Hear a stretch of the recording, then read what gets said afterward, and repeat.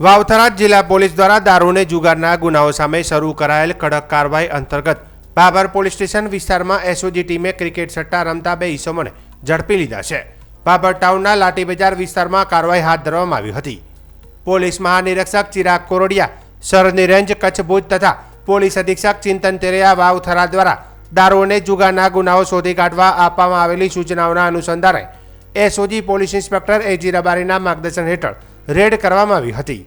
Patrolling દરમિયાન ખાનગી બાતમીના આધારે બાબર બજારના લાઠી બજારમાં હાર્ડવેરની દુકાન સામે રેડ કરવામાં આવી હતી. ત્યાં રોહિતભાઈ હરજીવનભાઈ ઠક્કર અને કુશાન હરજીવનભાઈ ઠક્કર રહેવાસી બાબર દ્વારા અલગ અલગ મોબાઈલમાં 11x.com અને army7777.com વેબસાઇટ ખોલી T20 વર્લ્ડ કપ અંતર્ગત ઝિમ્બાબ્વે અને ઓમાન વચ્ચે ચાલી રહેલી મેચ પર હાર જીતના સોદા લગાવી સટ્ટો રમતા હોવાનું ઝડપાયું હતું.